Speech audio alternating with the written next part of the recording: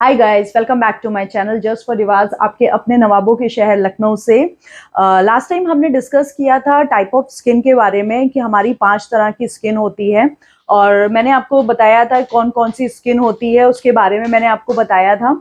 आज मैं आपसे डिस्कस करना चाहती हूँ, थोड़ा सा उसी को ब्रीफ में बताना चाहती हूँ कि जो हमारी normal skin, dry skin, oily skin, combination skin और सेंसिटिव स्किन, उसमें से आज मैं आपको थोड़ा सा ड्राई स्किन के बारे में बताना चाहती हूँ, क्योंकि जनरली मेरे पास बहुत से लोगों की क्वेरीज आती है, बहुत से लोग परेशान होते हैं कि मैं अपने ड्राई स्किन में क्या प्रॉब्लम है, ये ड्राई स्किन, और क्या हम क्या क्या कॉजेज होती हैं ड्राई स्किन की, और हमें क्या यूज करना चाहिए ड्राई स्किन वालों को। इन सब चीजों के लिए बहुत क्वेरीज मेरे पास आती है, तो आज मैंने सोचा कि इन छोटी छोटी चीजों को, जो बेसिक चीजें होती हैं, मैं थोड़ी बहुत आपको उस चीज की नॉलेज दे। जैसे कि हम लोग ड्राई स्किन के बारे में पढ़ रहे थे, dry skin can affect anyone. मतलब ऐसा नहीं है कि खाली ड्राई स्किन जिसकी है उसी को प्रॉब्लम होगी, ये प्रॉब्लम किसी को भी, ऑयली स्किन वालों को भी हो सकती है, सेंसिटिव स्किन वालों को भी हो सकती है, नॉर्मल स्किन भी कन्वर्ट हो सकती है ड्राई स्किन में। उसके कुछ रीजंस होते हैं कि वो आपको ध्यान देना पड़ेगा, आप एंड करता है आपका।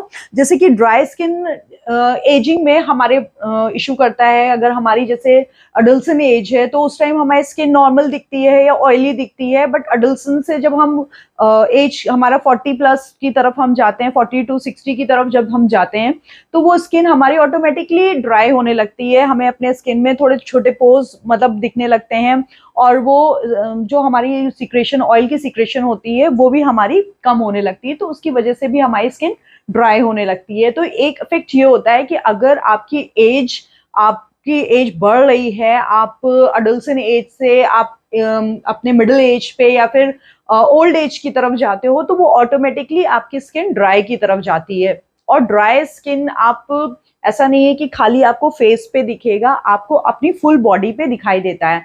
कुछ लोगों को बहुत ज्यादा फेस पे फ्लेक्स दिखाई देते हैं, कुछ लोगों को अपने हाथ पे ड्राइनेस दिखाई देती है, कुछ को पैर पे। इवन जो आपकी एड़ी होती है, एड़ी पे भी अगर आपके क्रैक्स आ रहे हैं तो वो आपके ड्राई स्किन की वजह से आते हैं। और ये मेन प्रॉब्लम क्या होता है, आपका जो वाटर इनटेक होता है वो आपका बहुत कम होता है, तो आपको अपना वाटर इनटेक बहुत अच्छा लेना चाहिए। पानी को आपको मतलब बढ़ाना चाहिए, आपकी वाटर ड्रिंकिंग, आप पानी को खूब अच्छे से पीजिए, तो आपको काफी ये इम्प्रूवमेंट दिखेगा। सेकेंड क्या होता है, मेडिकल हिस्ट्री। अगर आपकी बहुत ज्यादा आपको मेडिकेटेड कुछ इश्यूज हैं, आपको प्रॉब्लम है, बीपी की है या शुगर की है या बहुत से थायराइड्स हैं, बहुत से लोगों को कई प्रॉब्लम होती है, हार्ट की प्रॉब्लम होती है, तो आपको मेडिकेशन पे जाना पड़ता है। और उसकी वजह से क्या होता है कि किसी मेडिसिन का रिएक्शन होने की वजह से भी आपकी स्किन ड्राई दिख सकती है। थर्ड कॉज क्या होता है, सीजन में आप जैसे कि कोई कोई होते हैं समर्स में तो उनकी स्किन बिल्कुल सही दिखाई देती है। जैसे मैं भी हूँ, मेरी स्किन समर्स में बिल्कुल नॉर्मल दिखती है। कई बार मुझे नीड भी नहीं होती कि मेरे को बहुत ज्यादा क्रीम एप्लीकेशन या मॉइस्चराइजर लगाने की जरूरत पड़े। बट जब हमारा विंटर आता है तो विंटर आते हैं, तो उस टाइम पे अगर आप प्रॉपर तरीके से मॉइस्चराइजर नहीं यूज कर रहे हैं तो हमारे जो स्किन होती है वो काफी ड्राई हो जाती है।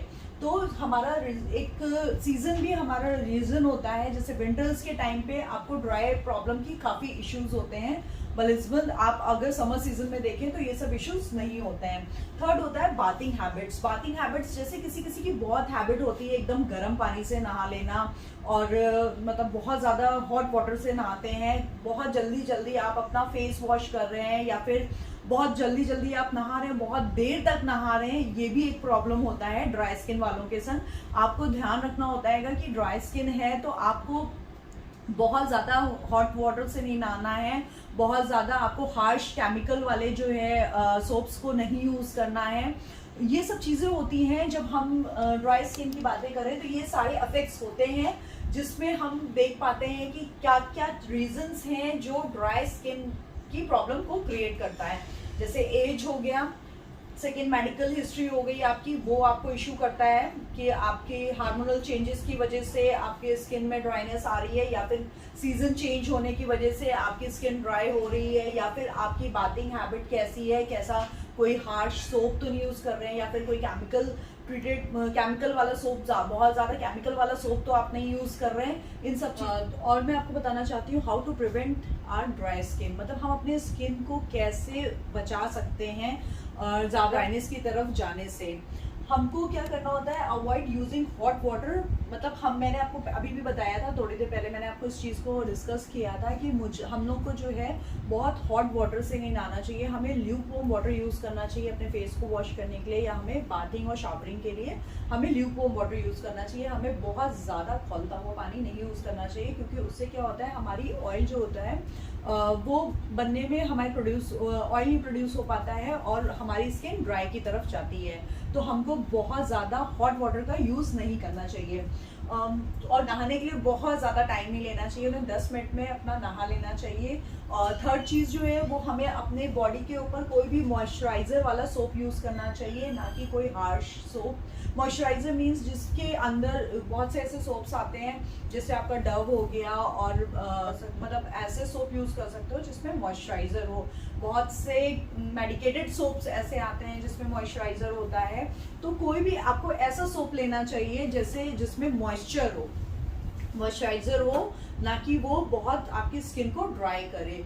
तो जिसकी स्किन ड्राई हो तो उसे स्पेशली मॉइस्चराइज़र वाले सोप को यूज़ करना चाहिए। और आप जब नहा के निकलते हैं देन यू मस्ट अप्लाई, पूरी बॉडी के ऊपर आपको मॉइस्चराइज़र को लगाना चाहिए। जब मोस्टली क्या होता है कि हम अपनी बॉडी की केयर कर सकते हैं, जब हम नहाने जा रहे हैं तो हम नॉर्मल वाटर से, समर्स में तो हम नॉर्मल वाटर से भी नहा सकते हैं क्योंकि वो ऑलरेडी ल्यूकवार्म वाटर होता है, और विंटर्स में भी हमें बहुत हॉट वाटर से नहीं, हमें ल्यूकवार्म वाटर से ही नहाना चाहिए। सेकेंड थिंग क्या है हुआ, आपको बहुत hardly in 10 minutes you have to take bath, और उसके बाद आप शावर बस करके जल्दी से आ जाएं। थर्ड आपका ये हुआ कि आपको मॉइस्चराइज़र बेस्ड शैम्पू या मॉइस्चराइज़र बेस्ड सोप्स को ही यूज़ करना चाहिए। शावर आप जेल यूज़ कर रहे हो तो वो सब में मॉइस्चराइज़र की प्रेजेंस होनी चाहिए। फिर आपको जब आप बाथरूम में ही अपने एक कोई मॉइस्चराइज़र को रख सकते हैं कि आपने वहीं पे नहाया और अपने पूरी बॉडी पे अपने मॉइस्चराइज़र को अप्लाई कर सकते हैं, या फिर कोई एसेंशियल ऑयल्स को आप अप्लाई कर सकते हैं ताकि आपकी बॉडी में ऑयल बना रहे।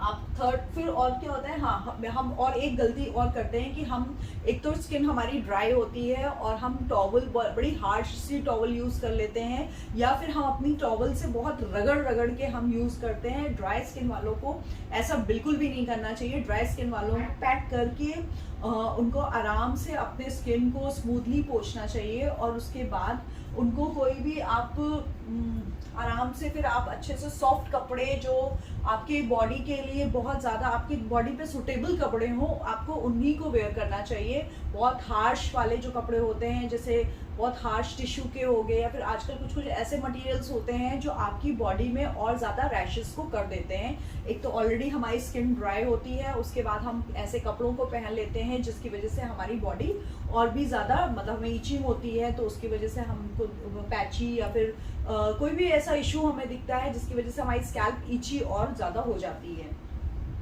और एक चीज़ और हमें अवॉइड करनी चाहिए, जब हमें इचिंग होती है तो वो बेस्ट होगा कि आप वहाँ पे मॉइस्चराइज़र लगाएं, ना कि उसको इचिंग करें, आप खुजलाएं उसको। तो खुजलाने से क्या होता है, आपकी स्किन में और ज़्यादा हार्शनेस हो जाती है और भी ज़्यादा आपकी स्किन ड्राई दिखाई देती है। तो अगर आपको कहीं इचिंग हो रही है तो आप मॉइस्चराइज़र लेके उस जगह पे अपने जिस भी पार्ट पे आपको इचिंग लग रही है तो वहाँ पे आपको मॉइस्चराइज़र यूज़ करना चाहिए। और जो ड्राई स्किन वाले होते हैं उनको प्लेंटी ऑफ वाटर, काफ़ी पानी अच्छे से पीना चाहिए। कई बार ऐसा होता है कि हमारा वाटर इनटेक जो होता है बहुत कम होता है, जिसकी वजह से हम, क्योंकि ड्राइनेस हमारा एक रीज़न ये भी होता है कि हमारे बॉडी में से पानी की कमी हो जाने से भी हमारी बॉडी में ड्राइनेस होती है। मगर खाली यही चीज़ नहीं होती है कि हमने पानी हम कम पी रहे हैं तो इसीलिए हमारी बॉडी में ड्राइनेस हो रही है। ये बिल्कुल भी मत सोचिएगा कि हमने पानी, हम वाटर इनटेक हमारा कम है तो इसीलिए हमारी बॉडी में ड्राइनेस हो रही है। मैंने आपको जैसे बताया था कि कई प्रॉब्लम्स, कई इशू, हेल्थ इशू हो सकते हैं, एजिंग फैक्टर्स हो सकता है, या फिर सीजन की प्रॉब्लम हो सकती है, तो उसकी वजह से भी आपकी बॉडी में ड्राइनेस होता है। और जैसे मैंने आपको बताया कि आप अपनी बॉडी में कैसे प्रिवेंट कर सकते हैं, अभी मैं आपको बता अब हम बात करेंगे होम रेमेडीज की, जो हम अपने घर पे क्या चीज़ें यूज़ कर सकते हैं जिससे आपकी स्किन ड्राइनेस की तरफ नहीं बल्कि नॉर्मल सॉफ्ट दिखाई दे। तो पहला होता है हमारा सनफ्लावर सीड ऑयल, जो हम अपनी बॉडी पे अप्लाई कर सकते हैं जिससे आपके बॉडी पे ड्राइनेस कम दिखाई देगी। सेकेंड होता है आपका कोकोनट ऑयल। कोकोनट ऑयल तो बहुत ही बेस्ट होता है। कोकोनट ऑयल से आप अगर आप उसको आफ्टर बात इसको एज अ मॉइस्चराइजर अप्लाई करते हैं तो उससे आपकी बॉडी बहुत स्मूथ और बहुत सॉफ्ट दिखाई देती है। काफ़ी ड्राइनेस आपकी कोकोनट ऑयल भी कवर करता है। फिर आपका ओटमील बाथ, जैसे कि कई बार होता है आप सोप को यूज़ कर रहे हो, वो बहुत हार्श हो रहा है, तो आप ओटमील को भी आप एज अ उसको एज अ स्क्रब की तरह एज अ बाथ उसको यूज़ कर सकते हैं, तो उससे भी आपके बॉडी में इतनी ड्राइनेस नहीं होती है।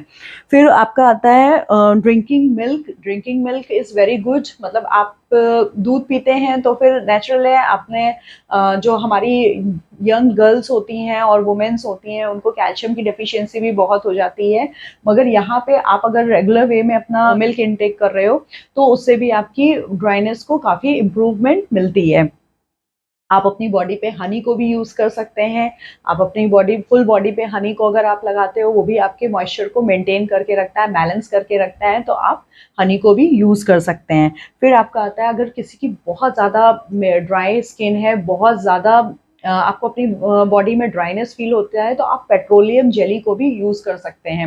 मैं अपने यहाँ पे जनरली जो मेरी एकेडमी में लड़कियाँ सीखने के लिए आती हैं और जब वो फेशियल करती हैं तो मैंने उनके हाथों को बड़ा रूखा, बहुत सूखा-सूखा सा महसूस है, तो मैंने उनको कई बार ये मैं सजेस्ट करती हूँ कि आप अपने जब रात में आप घर पे होते हो, आप सोने जा रहे होते हो, तो आप जब आपके अगर फेस पे आपको बहुत ड्राइनेस दिख रही है या आपको अपने हाथों में बहुत ड्राइनेस दिख रही है, तो इसको आप अपने पूरे बॉडी पे भी अप्लाई कर सकते हैं, स्पेशली अपने फेस पे, अपने हाथ पे, अपने पैरों पे, तो उससे आपका पेट्रोलियम जेली से बहुत अच्छा स्किन हो जाता है।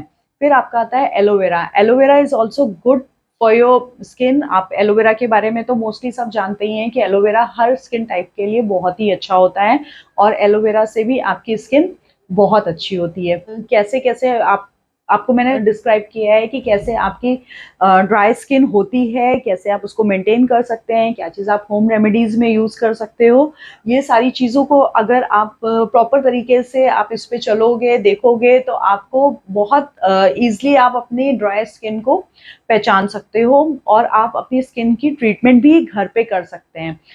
एक चीज़ को और मैं आपके संग डिस्कस करना चाहती हूँ, जो चीज़ें हमारी बॉडी से मॉइस्चर को ड्रेन करती हैं उसे हमें बहुत कम इनटेक करना है, जैसे कि कैफ़ीन को हमारे बॉडी में, जैसे हम कॉफ़ी में या फिर टी में हम कैफ़ीन का यूज़ करते हैं, तो उससे क्या होता है हमारी बॉडी से मॉइस्चर जो है कम होता है। तो हमें इन सब चीज़ों का भी ध्यान रखना होगा कि किन चीज़ों को खाने से हमारे बॉडी में ड्राइनेस आ रही है, या फिर किन चीज़ों को खाने से हमारी बॉडी हेल्दी हो रही है, या फिर हमारी बॉडी मतलब बहुत ही अच्छी रिस्पॉन्ड दे रही है, स्किन कैसी ज़्यादा अच्छी हो रही है। इन सब चीज़ों को हमें ध्यान रखना चाहिए। वो वाली चीज़ें हमें अवॉइड करनी चाहिए जो हमारी जैसे बहुत ज़्यादा ऑयली है, बहुत ज़्यादा कोई भी बेक्ड चीज़ भी आपको ड्राई स्किन वालों को वो भी हार्म करता है। तो हमें ऐसी चीज़ों को यूज़ करना चाहिए जो हमारी स्किन के लिए और जो हमारी हेल्थ के लिए अच्छा हो, जिससे आप अच्छे दिखें, जिससे आपकी स्किन अच्छी दिखे। इन सब चीज़ों का अगर आप ध्यान रखोगे तो आपको अपनी चीज़ों का केयर करना है। तो ये अगर आप ये छोटी-छोटी रेमेडीज़ को अपनी लाइफ में अप्लाई करेंगे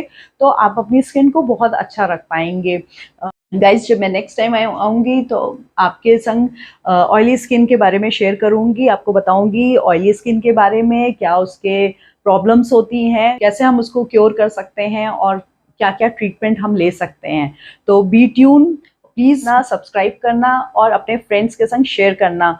और हाँ, प्लीज़ मुझे इंस्टाग्राम पे भी आप फॉलो कर सकते हैं। Thank you so much. See you, bye bye, see या।